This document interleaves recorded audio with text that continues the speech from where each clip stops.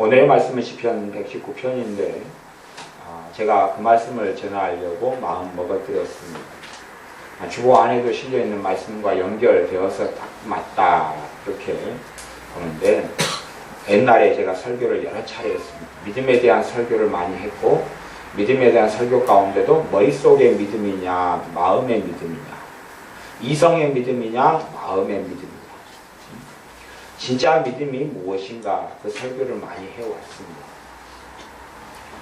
예수 믿는 사람들이 믿음이 무엇인지를 모르기 때문에 믿음을 통하여 능력도 나타나지 않고 열매도 거두지 못합니다.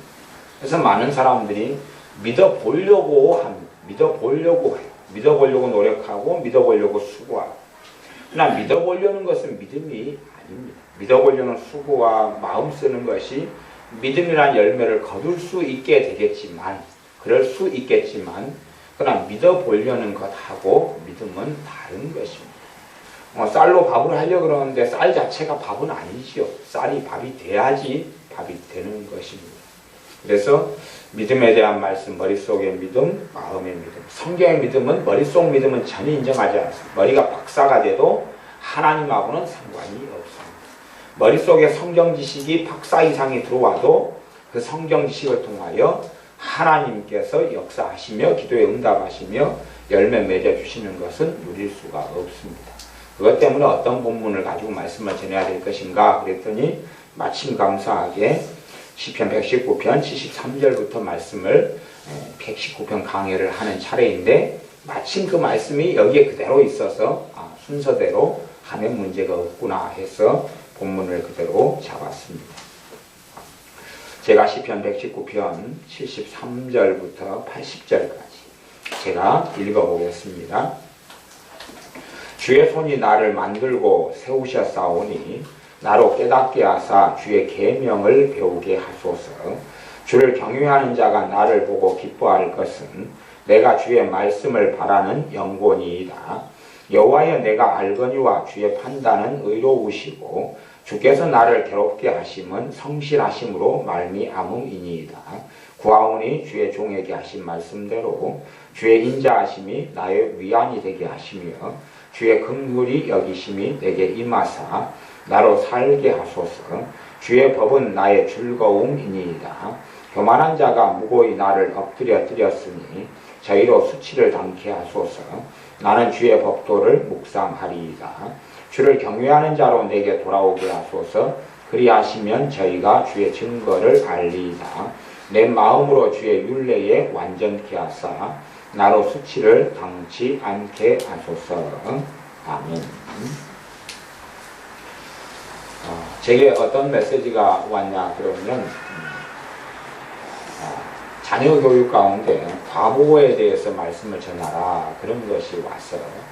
제가 사실은 주일날 오전에 과보를 설교를 해야 되느냐, 과보가 자녀 교육 가운데 얼마나 무서운 것인지 설교를 해야 되느냐, 어떻게 해야 되느냐 고민을 좀 하다가 두 가지 말씀이 왔어요. 믿음에 대한 것, 과보에 대한 것. 어떻게 해야 되느냐 그러다가 과보 이야기는 한 5분만 그냥 전편으로 누군가에게 필요하기 때문에 하라고 하신 줄로 믿고 5분 정도만 이야기를 하고 본문의 믿음에 대한 말씀으로 들어가겠습니다.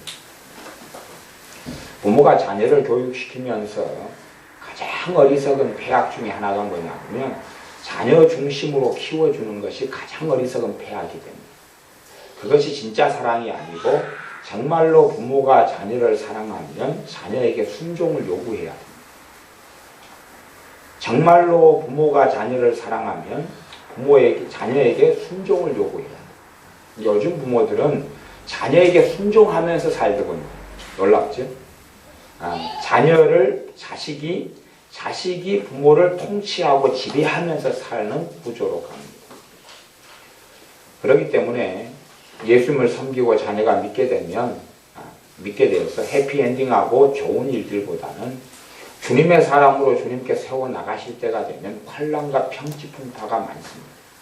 왜냐하면 어떤 자녀가 과보가 됐어요. 말하자면 부모를 통치하고 통제하고 부모도 자기 중심으로 살아줬어요. 그래서 이제 컸지요. 그러니까 예수님을 믿어요. 믿는데 예수님도 누구 중심으로 살아줘야 돼요? 나 중심으로. 하나님도 누구 중심으로 살아줘야 돼요? 나 중심으로. 20년, 30년간 배인 습성이 벗겨지지 않습니다. 그래서 내 부모가 했던 역할을 하나님께서도 계속 이어서 해주십시오 요구합니다. 정말로 하나님이 구원하시고 하나님이 하나님의 자녀 삼으셔서 그 영원한 길로 인도하시려면 그 여정 속에서 쓰러지지 않고 넘어지지 않게 하시려면 환난과 평기 풍파가 고난이 연단이 많을 수밖에 없습니다. 그래서 자녀를 순종하는 자녀로 일찍부터 잘 키워놓으면 그 자녀들의 삶 속에 큰 환난이나 고통이 많이 없습니다. 왜냐하면 눈에 보이는 부모에게 순종을 배우면 눈에 보이지 않는 영이신 아버지 하나님께 순종하는 것이 쉬워집니다. 눈에 보이는 부모에게 순종을 배우지 않았으면 눈에 보이지 않는 하나님께 순종하고 하나님을 경외하며 하나님 뜻을 따르는 것은 거의 불가능해집니다. 그래서 많은 부모들이 지금 믿는 부모들이 자녀를 막 떠받들면서 자녀의 마음을 다치지 않게 하려고 자녀가 거절하는 걸 안 보려고 자녀가 게임에도 방치하고 TV 보아도 방치하고 멋대로에도 방치하고 요구하는 것을 최대한 들어주려고 발버둥치고 그렇게 자녀 중심의 삶을 살고 오히려 부모 중심의 삶 부모는 하나님 중심의 삶을 살아야 되겠지만 부모가 자녀에게 요구하고 요구에 순종하도록 때가 되면 청소하게 하고 설거지하게 하고 심부름하게 하고 때가 되면 공부할 수 하게 하고 명령하고 말해서 자녀는 순종하는 삶을 산다면 그 자녀가 순종을 배운 자녀는 가장 중요한 덕목이 생겨납니다. 어떤 덕목이 생겨나냐 그러면 겸손이라는 덕목이 생겨납니다. 내 머리 위에 누가 계시구나. 내 머리 위에 내 아버지가 있고 내 어머니가 있구나. 그래서 순종을 배우면서 겸손이 생겨나기 시작합니다. 교만하고 오만하고 독선적인 삶이 아니라 부모의 품에 20살까지 있었다 그러면 20살까지 있는 동안에 부모에게 순종을 배우면서 20년 동안에 겸손이 체화가 됩니다. 하나님의 말씀은 정확하게 했습니다. 겸손한 자에게 하나님의 은혜가 있느니라. 하나님의 은혜가 끊어지지 않습니다. 하나님의 은혜가 끊어지지 않고 다함이 없게 됩니다. 그런데 자기가 부모의 머리 꼭대기에 올라앉아서 부모를 지시하고 조종하고 끌고 가고 자기 마음대로 했습니다. 그렇게 하는 삶을 살면 특징이 하나 있어요. 특징은 뭐냐면 부모와 자식이 자주 충돌합니다. 자주 충돌해요. 부모와 자식이 말다툼을 자주 합니다. 짜증이 자주 나요. 서로가 하는 말들 때문에 짜증이 나요. 신경질이 막 나요. 그러면 교만해졌다 그러는 것입니다. 똑똑해서 전교 1등을 해서 교만한 게 아니라 눈에 보이는 부모에게 불순종하고 그래서 서로 의견 충돌이 일어나죠. 그러면 바른 올바른 자녀라면 성경 말씀에서 요구하는 것과 전혀 다른 죄가 되는 것을 부모가 요구하는 경우에는 어머니 아버지 안 됩니다. 공경하는 마음으로 하면 되지만 일상적으로 부모가 도둑질 해오라고 자녀에게 시킬 리도 없고 사람을 칼로 찔러 죽이라고 시킨 일도 없다 그 말이죠. 그런 부분에 있어서 어지간한 것은 내가 보기에 내가 더 똑똑하고 지혜로운 것처럼 보인다 할지라도 부모에게 따라주고 순종해주고 복종해주고 그렇게 배울 때에 뭐가 만들어지냐 그러면 순종을 통해서 겸손이라는 게 만들어져요. 그래서 내가 내 중심, 내 이기심, 내 독선, 아집이 아니라 하나님께 순종할 준비가 되어 가는 것입니다. 그렇기 때문에 부모는 자녀에게 주신 최대 축복 중에 하나입니다. 부모가 돈을 주고 뭘 줘서가 아니라 뭘 배우게 되냐 하면 순종을 배우게 되는 그러한 몽학선생이 되어지고 하나님을 경외하며 섬기게 살아가는 중요한 그런 통로가 되기 때문에 그렇습니다. 근데 그 부모가 자기 역할을 제대로 못하고 자녀 중심의 삶을 사라져버리면 자녀를 과보하고 얼러주면 물론 그런 식으로 사는 부모는 없는 것 같아요. 근데 본질적으로 보면 그렇습니다. 무슨 말이냐 하면 30살 된 아들이 그 여자친구하고 커피숍에서 커피를 마셔요. 근데 30살 된 내 아들이 기저귀를 차고 나갔어요. 기저귀를 차고 나갔어요. 왜냐하면 30살 때까지 계속 엄마가 기저귀를 채워가지고 거기서 똥을 싸면 치워주고 엉덩이 닦아줬거든요. 그래서 이제 30살 된 아들이 여자친구랑 커피를 마시다가 마려웠죠. 마려워서 거기서 싸버렸죠. 앉아서 쌌죠. 기저귀가 찼으니까. 그리고 이제 하니까 엉덩이가 축축하니까 전화를 했어요. 엄마 급해요. 빨리 와주세요. 무슨 일이냐 아들아. 예, 쌌어요. 앞에 한 여자 친구가 좀 냄새도 이상하고 통화 내용이 좀 이상해요. 엄마 빨리 와주세요. 쪽팔려 죽겠어요. 그래서 이쪽 화장실에 빨리 와서 오실 때 기저귀 두툼한 걸로 해주세요. 방금 보니까 이 설사가 나왔는데 밖으로 흘러나오는 것 같아요. 혹시 또 나올지 모르니까 대형으로 가져와 주세요. 그렇게 해서 이제 여자친구 몰래 일어나서 엄마랑 도킹해가지고 화장실로 가는데 아들이 어그적 걸어가죠. 엉덩이가 질척하니까. 그래서 이제 엄마가 화장실에 얼른 데려가서 모르겠어요. 남자 화장실을 데려갔는지 여자 화장실을 데려갔는지. 엄마가 왔으니까 여자 화장실인지 아들이 남자니까 남자 화장실인지 모르겠는데 어느 화장실 들어가서 물티슈로 이제 뽀송뽀송 물티슈로 엉덩이를 다 닦아가지고 그 다음에 다시 기저귀 채워가지고 바지를 다 근데 바지가 또 흘러나와서 묻었어요.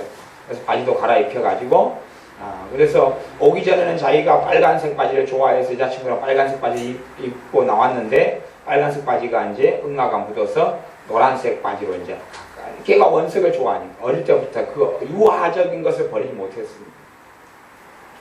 남자친구가 어그적 화장실로 어떤 중년의 여성과 만나서 들어가더니 빨간색 바지로 들어갔더니 나올 때는 노란색 바지더라 그거예요. 그래가지고 또 앉는데 그래도 아직 뽀송뽀송 물티슈로 다 닦아지지 않아가지고 냄새가 좀 나더라 그것이. 그렇게 살면 자식은 30이 넘고 40되고 50대도 또 닦아달라 그럽니다. 여러분이 아무리 자식이 사랑스러워도요. 자식이 걸을 때가 되면 자빠져도 걷기 훈련을 시켜주는 게 진짜 부모예요. 안 그렇습니까? 아직도 내 아들이 20살 됐는데 기어다니고 있는 자식이 있습니까? 자기 발로 서도록 하는 게 진짜 좋은 사랑이고 강한 사랑이고 아름다운 사랑이에요. 근데 자식아 너가 일어났다가 엎어지니까 또 일어났다가 엎어지니까 엄마 아빠 마음이 너무나 아프구나. 그러니 업고 가지마. 하고 자식이 20살 30살 돼도 업고 다녀요. 그래서 대부분 자식을 업고 다니는 분들이 엄마들이기 때문에 아빠들은 허리가 안 휘고 엄마들이 허리가 휘어요. 그래서 여러분이 할머니들 보면 꼬부랑 할머니들 아시죠? 할머니들 허리가 휘는 것은 자식을 다 결혼시켜 보내고도 또 짐을 사실은 자식의 짐을 짊어지고 있으니까 허리가 꼬부라져 버리는 거예요. 손주의 짐을 짊어지니까 꼬부라져 버리고. 그래서 나이가 이제 든 자녀들을 둔 경우는 어쩔 수 없지만 어린 자녀, 내 품 안에 자녀가 있을 때는 머리가 품 안에 있어도 머리가 굵어져 버린 다음에는 더 힘들지만 그러나 결코 자녀에게 순종을 가르쳐야 되고 그래서 눈에 보이는 부모에게 순종하는 자녀가 하나님께 순종해요. 그건 하나님 내 말도 안 들어요. 그렇게 하면 하나님이 누굴 때릴까요? 부모를 때릴까요? 자식을 때릴까요? 응? 자식이 중학교 1학년이에요. 자식이 중학교 3학년이에요. 하나님 이제 내 말도 안 들어요. 그러니 하나님 해주세요. 그러면 하나님께 그 부모는 맞습니다. 하나님께 그 부모는 맞아요. 맞는 게 가장 기본은 기도도 못 받죠. 맞아요. 내가 너에게 맡겨놨는데 너가 못하겠다고? 아니 머리가 굵어지면 더 어려워요. 그러나 순종은 내 품을 떠나기 전에 가르쳐놔야지. 피자 사주고 밥 해주고 옷 갈아입혀주고 과자 사주고 그 다음 용돈 주고 학교 보내주고 그런 엄마 말도 안 들으면 눈에 보이는 사랑을 해주는 부모 말도 안 들으면 보이지 않는 영의 하나님을 어떻게 경외하고 하나님께 순종하죠? 그게 안 되는 거죠. 그래서 예수님을 자녀가 나중에 믿게 되어져도 환난과 풍파가 많아요. 왜? 하나님을 경외하지 않으니까 구원받게 하시려고 삶을 이리 갈아엎고 저리 갈아엎고 그래서 겸손함을 배우도록 할 수밖에 없으니까. 해피엔딩하고 돈이 더 잘 벌리고 직장이 더 좋고 가정이 행복하는 삶 속에서 하나님을 경외하는 것은 없기 때문에 그렇습니다. 오히려 엎어지고 깨지고 쪼개지고 부서지고 이혼 3번이나 하고 5번이나 하고 막 갈아엎어지고 비참해지고 그런 가운데 겸비함을 배우고 엎어짐을 배울 수밖에 없기 때문에 그렇습니다. 회사는 부도나고 노숙자가 됐다가 비참하게 됐다가 그렇게 일어났다가 다시 거지가 됐다, 빚쟁이 쫓아다니다, 그런 가운데 겸비함을 배워서 하나님께 돌아오고 하나님을 섬기는 걸 배울 수밖에 없기 때문에 그런 삶을 자녀에게 물려주고 싶습니까?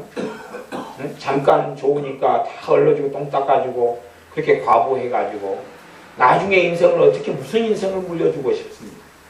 예수를 믿었는데 하나님을 알라든 요술램프처럼 사용하려고 하지만 신이 나타나라, 오 하나님 오바 나타나십시오. 하나님 나타나실 것 같습니까? 하나님은 사람에게 조종당하지 않고 지배당하지 않습니다. 사람에게 끌려다니지 않고 사람에게 맞춰주지 않습니다. 그래서 어리석은 사람들은, 어리석은 누나들도 보면 누나들 관장합니다. 누나들이 얼마나 사랑이 많은가. 엄마가 해주지 못했던 과보를 대를 이어서 하더라고, 누나들. 그래가지고 자식을, 자기 남동생을 30살, 40살, 50살, 60살, 70살, 80살 될 때까지 챙기더라고. 그러니 이제 항상 과부하고 얼른 받으면 어떻게 하나님 중심으로 살아가느냐 그 말이에요. 자기 중심으로 주변 사람들이 살아주면, 그래서 결혼하게 돼도 아내다 남편이라도 남편과 아내 중심으로 삶을 살아주는 거 아닙니다. 하나님 중심으로 살아줘요. 가정 안에서 내가 하나님의 사람으로 결혼했고 하나님 보내신 파송된 선교사로 들어간 것이, 그래서 서로를 섬겨주는 거지만 섬겨준다는 것이 그 사람 중심으로, 아내 중심, 남편 중심으로 사는 걸 이야기하는 게 아니에요. 아니 선교사가 사람 중심으로 삽니까? 하나님 중심으로 살지요. 그렇기 때문에 계속 아예 비유를 맞춰주는 게 사랑이라고 착각하시면 그 사람은 주님 앞에 서지도 못하고 살지도 못합니다. 그래서 순종함을 배우는 사람이 뭐가 찾아오니 겸손함이 찾아와요. 그 사람에게 하나님의 은혜가 있습니다. 근데 자녀들이 때로는 아프고 힘들더라도 순종을 배우는 여정을, 겸손을 배우는 여정을 간다면 공부는 좀 못할 수 있어요. 좀 미련하고 밥통 같을 수 있어요. 밥통도 좋은 점이 있잖아요. 밥 잘하잖아요. 그럴 수 있는데 하나님의 은혜가 머물러 있어요. 하나님의 은혜가 머물러 있어요. 하나님의 은혜가 머물러 있기 때문에 그의 인생과 삶 속에 불가능도 없고 완전한 절망도 없고 완전한 비극도 없고 그런 게 없습니다. 주님께서 살게 하시기 때문에 그렇습니다. 그래서 과보에 대한 말씀을 잠깐 전했고요. 이제 119편 73절을 제가 읽어보겠습니다. 다시 읽습니다. 73절을 제가 읽겠습니다. 주의 손이 나를 만들고 세우셨사오니 나로 깨닫게 하사 주의 계명을 배우게 하소서. 주의 손이 나를 만들고 세우셨습니다.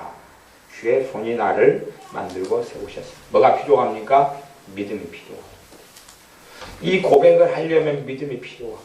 주님의 손이 나를 만들고 세우셨습니다. 엄마 아빠가 나를 만들고 세웠습니다. 이제 그까지 고백할 수 있어요. 좋아요. 좋아요. 엄마 아빠가 나를 싫어하면, 엄마 아빠가 사랑해서 나를 낳지 않았다고 합니다. 나는 어디로 가리까?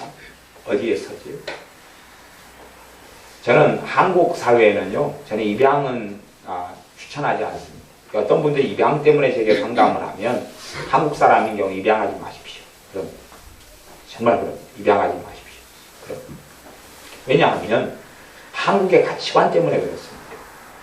미국 같은 사회나 서구 사회에는 입양해도 자녀가 건강하게 자라갑니다. 왜냐하면 좋은 양부모를 만나면 양부모의 사랑을 충분히 받아요. 근데 한국적인 가치관에서는요, 입양되잖아요. 유치원 가잖아요. 손가락질 해요, 안 해요, 아이들이요? 하죠. 초등학교 가잖아요. 멸시 받아요, 안 받아요? 받죠. 가치관이 입양된 아이들이 별로 없는 사회가 한국이에요. 그러니까 거기서 왕따 당하고 상처받고 비참해져요. 아무리 사랑해준다 해도 떠돌이가 되어버립니다. 거의 999가 그럽니다.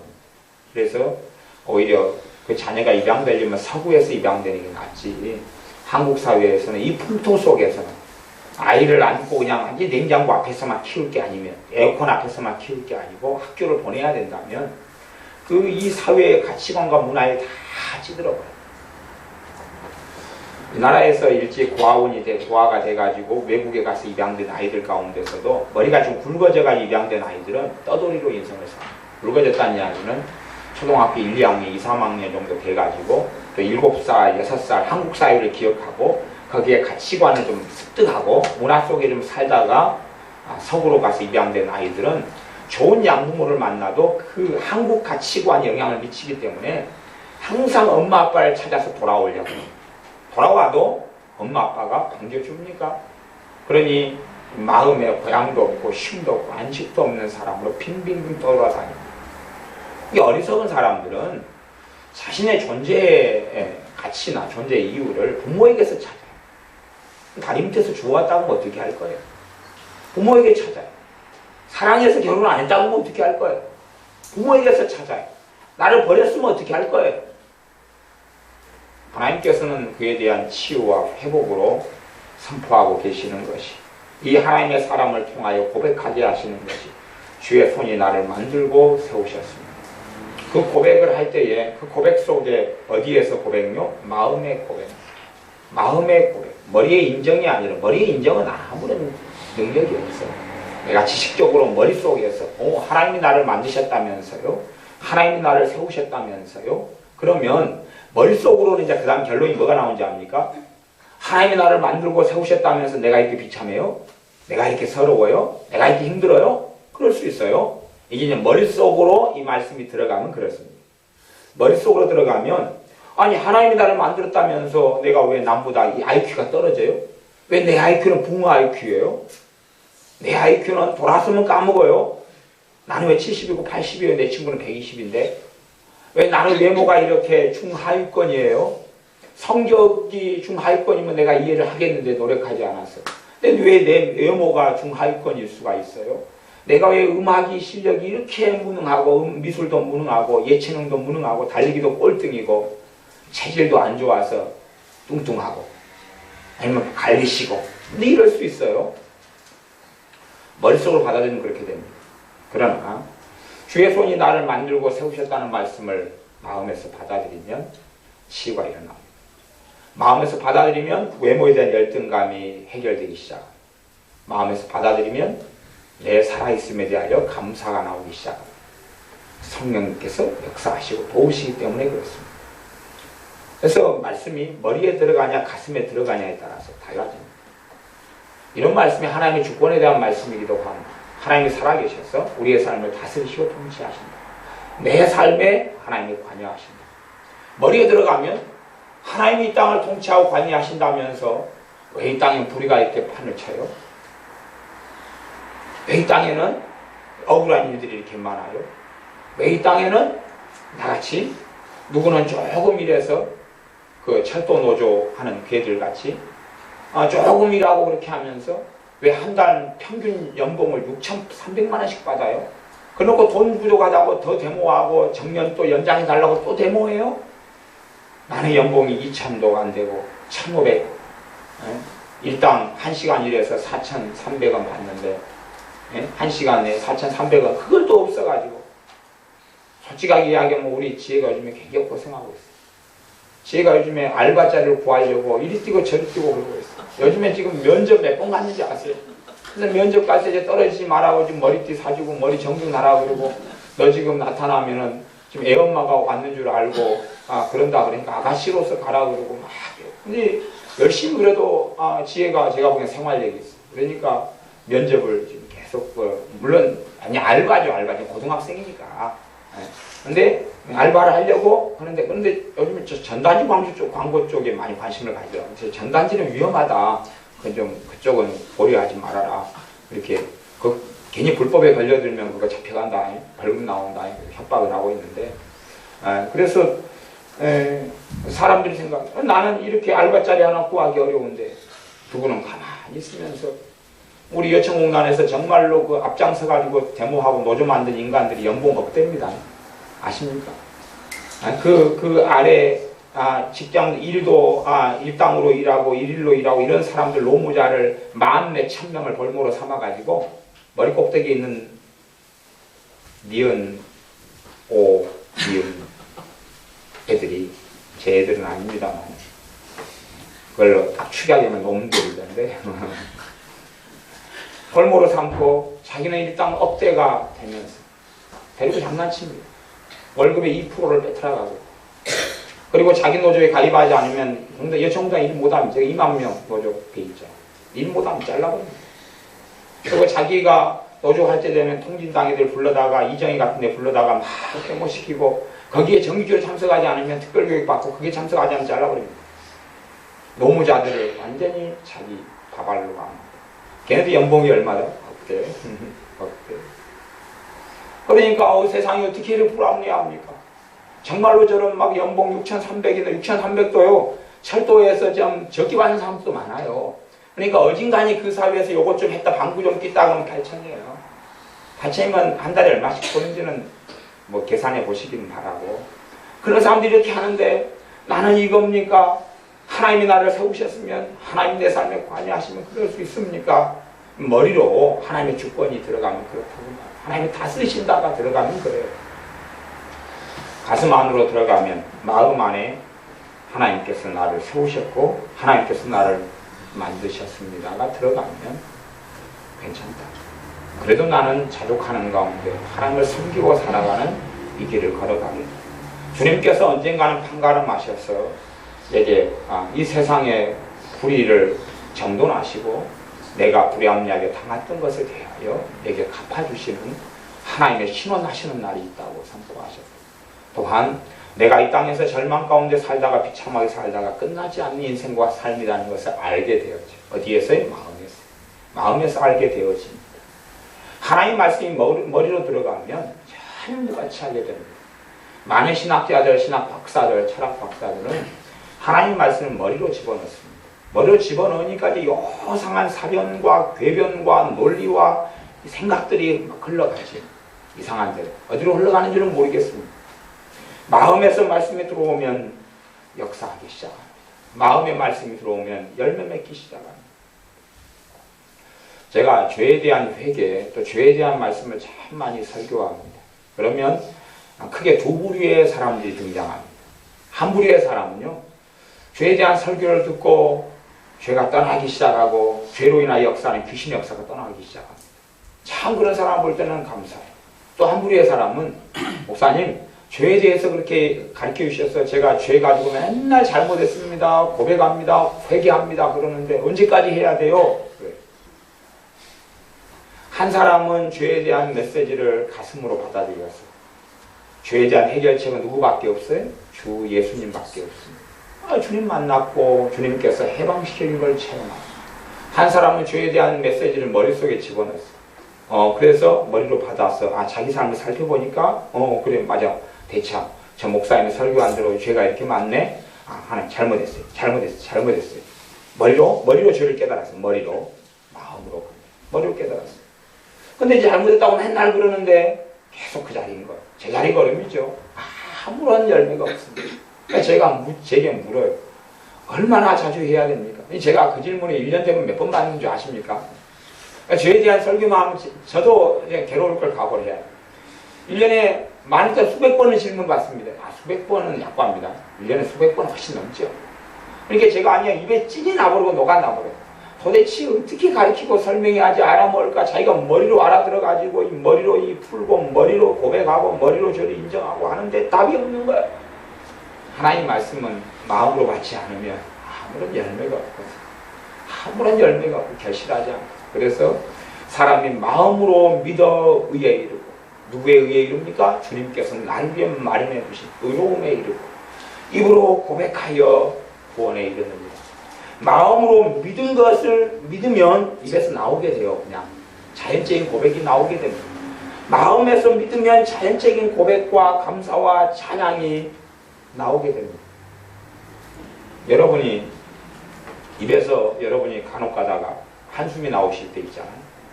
생활에서 갑자기 한숨이 나오면 그게 뭐에 대한 표현입니까? 이게 고백인데, 그 한숨도 마음에가 뭔가 응어리진 게 있다는 거예요. 마음에 뭔가 응어리지고 한스럽고 답답하고 근심되고 절망된 게 들어왔다는 이야기예요. 그래서 이 나오는 거예요. 마음에서 그것을 붙잡고 있기 때문에. 근데 마음에서 주의 말씀을 붙잡고 있으면 거기에서 암담한 상황 속에서 찬양이 나와요. 암담한 상황 속에서 믿음의 고백이 나옵니다. 그 말씀을 통해 성령 하나님 역사하시고, 말씀이 마음에 들어올 때는 말씀이 살아있는 역사가 나타나기 때문에 그렇습니다.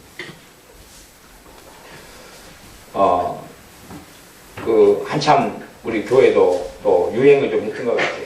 그 유행이 요구르트 만들기 유행. 요구르트 만들기 유행 있잖아요. 그래서 우리 교회가 요구르트가 막 썩어 돌아가고 있었어요.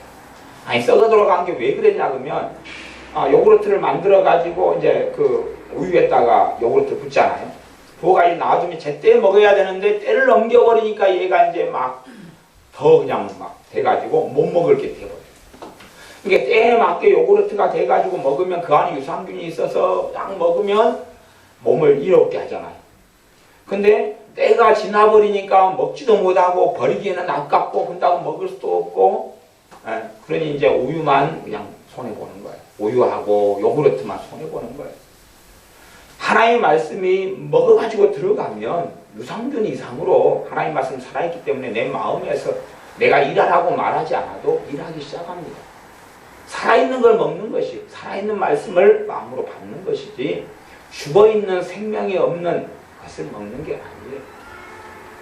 죽어있는 걸 먹어도 사람 몸을 살아있게 만들긴 하지만 돈가스 먹고 잡채 먹고 뭐 먹으면 어쨌든 소화해서 에너지로 만들어내긴 하지만 하나님의 말씀은 살아있기 때문에 마음으로 받아들이면 그래요. 그래서 여러분이 73절 하상반절에 주의 손이 나를 만들고 세우셨사오니 라는 것을 마음으로 받아들일 수 있다면, 마음으로 받을 수 있다면 내 부모가 나를 사랑하지 않았던 서러움이 치유되어 가기 시작합니다.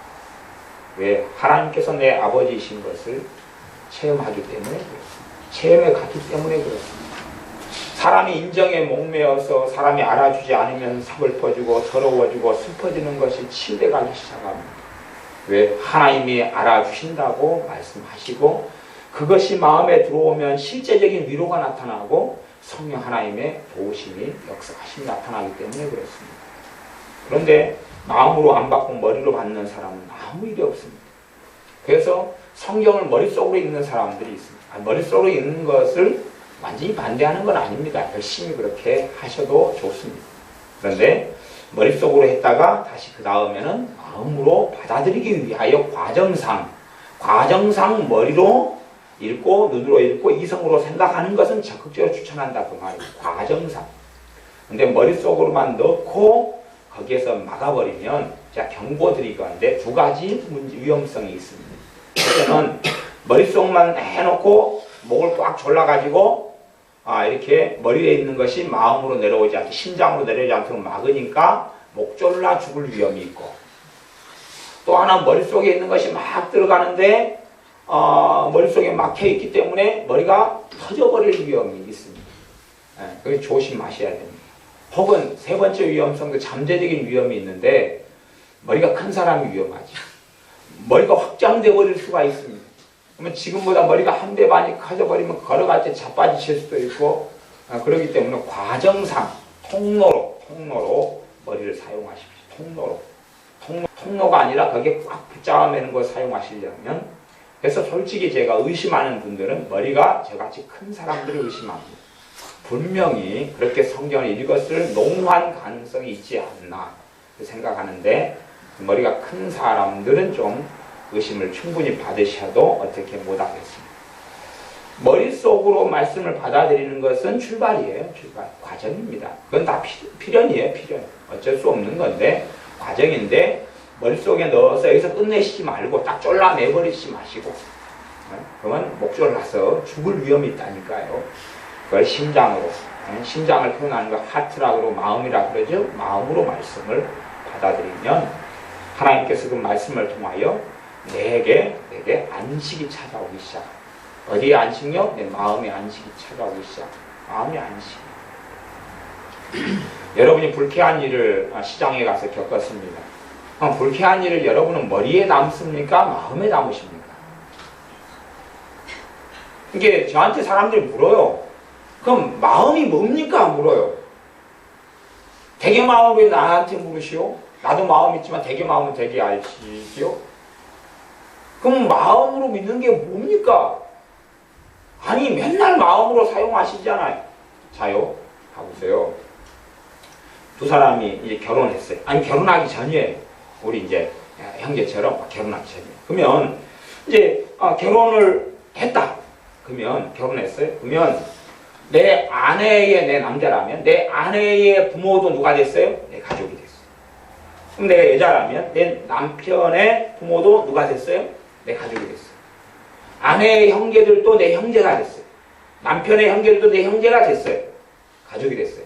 무엇으로요? 법적으로요. 그것을 머릿속으로 가족됐다 그러는 것입니다. 그러지만 진짜 가족이 되기 위해서는 무엇을 열어야 됩니까? 마음을 열어야 돼요. 마음을 열고 시간이 필요하고 그 사람을 가족으로 받아들이는 과정이 필요해요. 자, 그러면 제가 한번 물어볼까요? 솔직히 아니 조금만 대답하세요. 정치 터놓고 전라사투리는 까놓고 내 결혼한 결혼한 남편이든 아내든 그게 가족이 있다. 그게 가족이 있잖아요. 그 가족의 50% 이상이 내 가족이 되신 분 손 들어보죠. 내 결혼했어요. 그리고 우리 박미영 집사님 혼자 딱 손을 드셔. 내가 결혼했어요. 내 상대방 배우자의 가족들이 내 가족이 된 거 아니에요. 결혼했으면 이쪽이든 저쪽이든. 그러면 거기에 내 마음에서 진짜 가족이 돼가는 여정이 필요하잖아요. 필요하지. 쉽지 않잖아요. 가족이 안 되니까 가족이 안 될수록요 상대방이 하는 말이 심각한 상처가 됩니다. 가족이 안 돼서 상처가 돼요. 형제들이 투닥투닥 싸운 다음에도 쉽게 형제들은 그냥 피가 통해 있어. 가족이니까 그리고 돌아서서 다시 금방 또 풀지요. 안 풀고서는 평생 함께 가야 되니까 가족이니까. 근데 가족이 안 돼 있으면 등을 돌립니다. 네 꼴 다시는 안 봐. 빠이빠이. 안 보면 돼. 전화하지 마. 나도 연락 안 할 거야. 안 볼 거야. 니도 오지 말고 나도 가지 말고. 가족이 아닌 경우는 그렇게 해서 정돈하고 정리를 합니다. 그래서 가족이 된다는 것은 어디의 문제입니까? 마음의 문제. 쉽지 않습니다. 또 불편하고 힘들고 어렵고 상처를 잘 주는 사람들과 가족이 되는 것은 훨씬 어려운 일입니다. 그런 것이 그 마음의 문제니까 그렇습니다. 마음의 문제입니다. 하나님과 가족이 되는 것이 믿음으로 예수님을 영접하고 믿음으로 하나님과 가족이 되지만 실제적으로 가족이 되어서 하나님을 내 아버지로 만나고 살아가는 데는 시간이 필요하고 여정이 필요합니다. 정말로 내 마음 안에서 살아계신 하나님을 내 아버지로 받아들이느냐의 문제는 전혀 못하는 사람들도 있더라. 전혀 못하는 사람들. 전에 집회 때 누가 상담을 저한테 하셨는데 그런 비슷한 이야기를 하셨어요. 목사님, 저는 하나님께서 내 아버지 되시는 거 나는 안 믿어져요. 그런 것도 방언 기도도 잘 하셔요. 기도 생활을 또 막 잘하세요. 성경도 잘 보세요. 이상이 많이 있으시네요. 이상이 많이 있으시네요. 그래서 이상이 많은 사람 환상을 잘 보죠. 이상이 많이 있어요. 그건 잘못된 것이, 문제가 있는 것이, 심각한 문제가 있는 것입니다. 그래서 하나님 말씀은 마음으로 받아들이는 것. 그래서 요 80절 보면 80절 제가 읽습니다. 건너뛰어가지고 내 마음으로 주의 율례에 완전케 하사 나로 수치를 당치 않게 하소서. 마음으로, 율례는 말씀이에요. 율례에 완전케 하사, 그 말은 이 마음으로 그 말씀을 100% 그냥 쫙 흡수하게 해달라 그 말이야. 100% 쫙 흡수하게 해달라. 여러분이 시장에 가서 붕어빵을 사다가 붕어빵 아저씨하고 한바탕 싸웠어요. 요즘 아줌마가 많이 파시죠? 아줌마하고 한바탕 싸우셨어요. 그래서 속이 상해. 어디가 상해요? 속이 상해. 속이 마음인가요? 머리인가요? 머리가 상해하면 망치로 때리든가요? 붕어빵 아줌마가? 속이 상해. 왜 속이 상하냐 그러면 분명히 1,000원에 3개다 그래놓고 내가 3,000원치 샀는데 오니까 9개가 들어있어야 되는데 8개가 들어있단 말이에요. 1개를 더 줬어요. 속이 상해요. 그래서 이제 거기에서 속이 조금 상하고 끝내버릴 수 있고 1개를 더 받으려고 갈 수가 있어요. 거기서 문제가 또 생길 수 있습니다. 아주머니 지금 3,000원치 샀는데 지금 1,000원 3개잖아요. 9개 주셔야 되는데 왜 10개 마셨어요? 한 개 더 주세요. 그러니까 아주머니가 그렇게 이야기해요. 난 9개 주었어요. 당신이 먹어버리고 또 달라 그래요. 그러면 이제 그때는 속이 환장합니다. 이제 붕어빵 하나 때문에. 붕어빵 하나 때문에. 그러니까 9개를 샀는데 8개밖에 없으면 그냥 내가 먹어버렸는 같다. 그리고 꿈는 이제 좋아요. 붕어빵 주인이 너무 너그러워서 미안해요. 한 개 더 드릴게요. 그러면 그냥 속이 확 풀리는데 풀릴런지 오일런지는 모릅니다. 마음의 문제. 그러니까 우리의 대부분의 살아가는 것 가운데 좋은 것과 안 좋은 것 마음으로 받아들이고 마음으로 어떻게 해가는 것이 됩니다. 머리가 아니라 여러분이 하나님의 말씀을 받아들이고 수용하는 통로는 마음이 돼야 되지 머리가 돼서는 안 됩니다. 마음은 잘 사용하시잖아. 마음 잘 사용하시잖아. 여러분이 잘 아는 친구가 여러분을 갈 때마다 반가워하고 손을 잡고 커피를 타준다면 뭐가 동해요? 마음이 동하지. 마음이 동하지. 야, 참, 이 친구가 있어서 직장생활 할 맛이 난다. 좋다. 감사하고 좋다. 마음이 편해지고 좋아지잖아. 하나님 말씀은 그렇게 먹어야 된다니까요. 머리에서 말고 마음에서. 그러니까 머리를 통로가 아니고 마음으로 이렇게 바로 들어올 수도 있어요. 근데 이렇게 익숙하신 분들은 이제 여기서 목을 졸라버리니까 그런 분들은 머리가 얼굴이 하얘지는 경향이 있어요. 목을 많이 졸라서. 그러니까 지연이도 요즘에 얼굴이 하얘지고 있잖아요. 그러니까 막 졸라가지고 그럴 수 있어요. 머리가 하얀 얼굴이 하얀 사람들이 그 백인들이 주로 그래서 서북교회가 죽어가는 거예요. 얼굴이 하얘기 때문에 서북교회가 말씀을 머릿속에 봤기 때문에 독일이 머릿속에 다 박아다가 독일 다 죽었어요. 독일 신앙이 다 죽었어요. 영국 신앙이 다 죽었어요. 예수님을 섬겨 믿는 게 머릿속에 신앙이 돼가지고 신앙이 죽어버리고 다 교회가 다 죽었어요. 농담하는 게 아닙니다. 걔네들이 얼굴이 하얘잖아요. 졸라가지고 이렇게. 아프리카 같은 경우 지금 막 성령 역사가 나타납니다.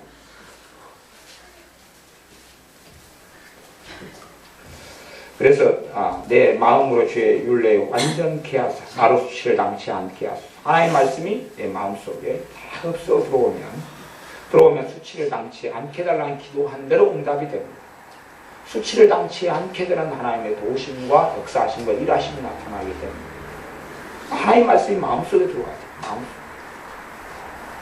우리가 어느 때 되면 여러분이 깨달으실 때가 있으시잖아요. 깨닫는 것이 사실은 머리의 작용보다는 마음의 작용이 많습니다. 어느 때 여러분이 저희 아직 남자이기 때문에 모르지만은 여러분이 애를 낳고 여자분들이 좀 간혹 그러신다 그러시더라고요. 애를 낳은 다음에 애를 옆에 포대기에 탁 눕혀놓고 산후조리 하면서 누워있다가 보니까 너무 찢었다가 꿰맨 데가 아파요. 제왕절개한 데가.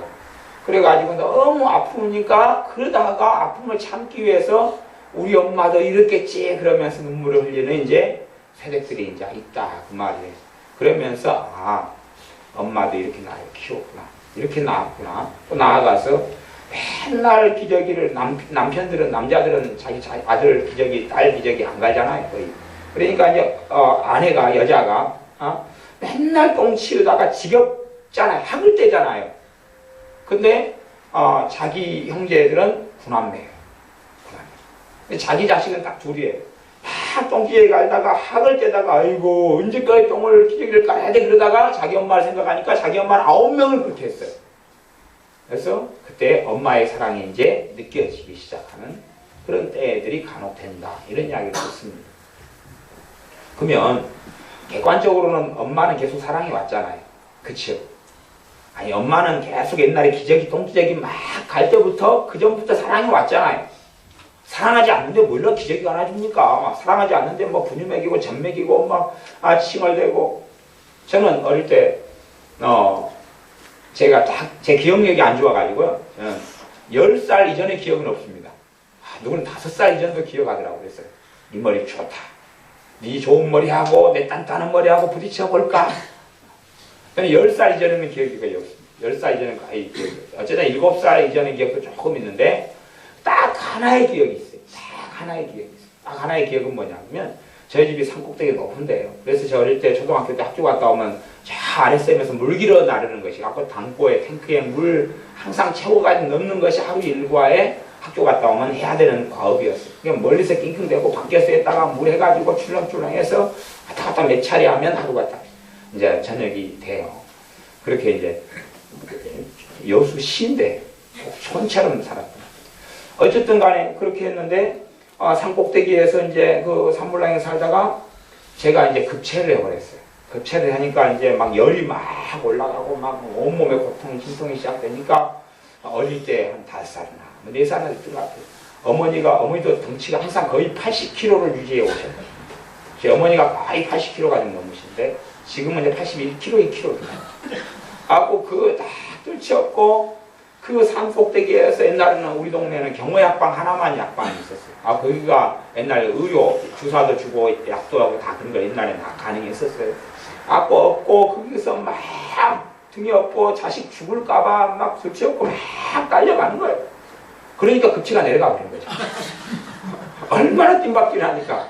그래서 급치할 때는 택시 타고 가면 안 되고요. 자식을 일단 손을 딴 다음에 등이 없고 병원까지 뛰어버리면 돼요. 제가 성립병원에 가니까 성립병원에 의료사고가 좀 많이 나겠다 싶어요. 왜냐하면 신방을 간혹 가다 보면 급체 환자를 병원이 모르더라고요. 급체 환자를 몰라서 급체 환자는 그냥 죽어가 버리거든요. 죽어가 버려요. 근데 급체 환자를 링겔 맞고 가만히 놔둬버려요. 상태를 더 확인하려고. 근데 급체를 의사들이 모르더라고요. 그래서 우리가 신방 가가지고 3일 지나고 급체가 들어온 지 3일 지나고 5일 지나면 거의 죽어가 버려요. 완전 심하대요. 우리가 가면 우리는 딱 보면 이봉교사님이나 전화 대가 급체네? 와, 손 따져요. 먼저 이따가 신방 또 그 환자 말고 우리는 그 환자 온 거 아니니까 지나가다가 보면 급체가 보인다면 6인실 같은 데 가면 이 사람 급체인데? 그러고 보여요. 갖고 며칠째 있냐고 이제 물어보면 5일째 있어요. 그럼 손 얼른 따지고 이제 채 내려줘요. 갖고 오후 되니까 멀쩡하니까 퇴원한다 그래요. 갖고 의사는 야 자기가 치료 잘했다 그래요. 병원이. 근데 그래가 꽤 죽어가겠더라고. 왜냐면 우리가 성직병원이 망한 지 꽤 오래됐거든요. 자주 갔으면 급체 환자를 맨날 만나서 따졌을 텐데. 근데 그래서 양의사들이 채를 모르는 그런 걸 봐요. 근데 채를 등에 업고 어머니가 막 뛰는데 시간이 흘러가지고 그 기억은 간간히 나요. 간간히 그 기억이 여기서 날까요? 가슴에서 날까요?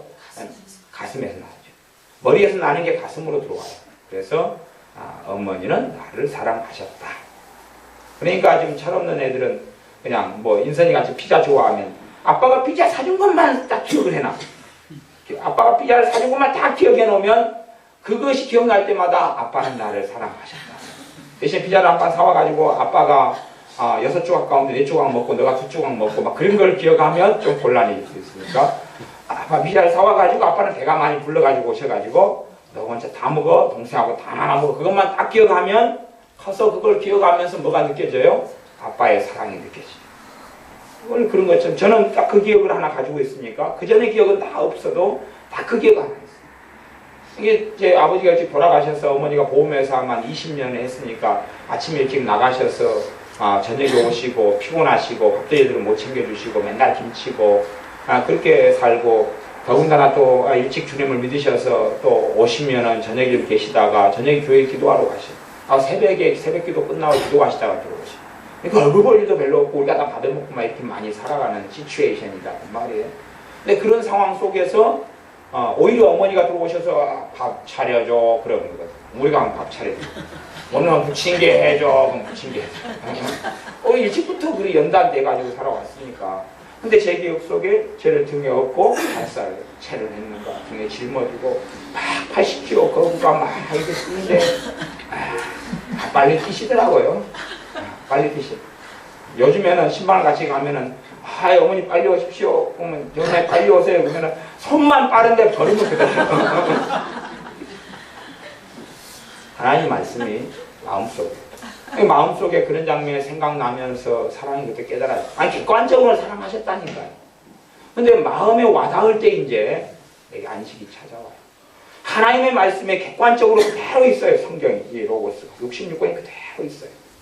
머리로 닿을 때는 생명이 나타나지 않아요. 내가 어디로 먹었느냐는 그냥 알 수 있어요. 열매가 알 수 있어요. 하나님 말씀 마음으로 먹으면 마음이 시원해져. 힘이 생기고 위로가 생기고 하나님 은혜가 나타나고 무엇보다 성령님의 역사하심이 나타나요. 그래서 여러분들이 좀 마음으로 잘 못 먹는 분들은 어떤 걸 많이 하시면 찬양을 많이 하세요. 찬양은 머릿속으로 하는 것보다 마음으로 하는 경향을 가져요. 찬양이. 그래서 여러분 찬양 가운데 부르다가 마음이 막 동하는 찬양들, 그런 걸 여러분이 그 가사들이나 그 내용을 마음에 잡수셔야 된다는 걸 아실 수가 있어요. 마음이 막 동하는, 마음이 막 울리는, 마음 위로가 되는 찬양들. 그게 여러분이 부족한 것들이에요. 여러분이 부족한 것들. 그냥 듣고 거기서 끝나지 말고 거기 있는 메시지를 마음속에 담아 넣어야 됩니다.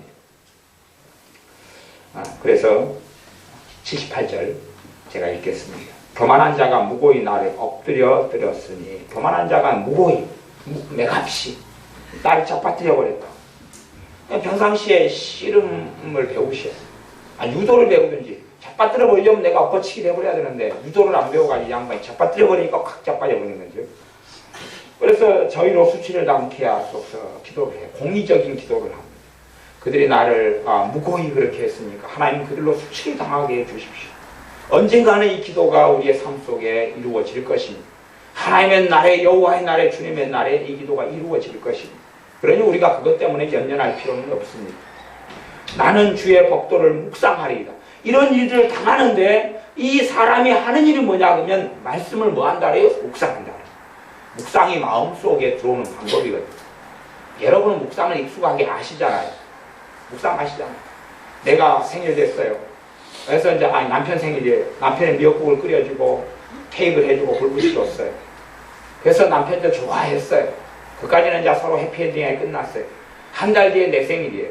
이 인간이 꽃다발도 없고 소식도 없고 알지도 못하고 그날 오지도 않고 그날 12시간 넘어서 술 마시고 늦게 들어오고 모르서 이거예요. 그러니까 이제 한 달 전에 내가 정성껏 차려줬으니까 한 달 뒤에 내 생일을 그래도 조금은 기대하잖아요. 그냥 그 장미꽃 한 송이라도 말이라도 아침 일찍 그냥 여보 생일 축하하네. 근데 그게 없는 거예요. 그러니까 그때부터 이제 묵상을 하기 시작하잖아요. 물론 대놓고 불폭탄을 쏴버리는 경우도 있고 아니면은 한 3일간을 말할까 말까 그러면서 묵상을 하시는 분도 있어요. 묵상을 오래 하다 보면 폭탄의 화력이 세집니다. 묵상을 이제 해요. 아니면 그래가지고 한 3년간 계속 묵상을 하는 경우도 있어요.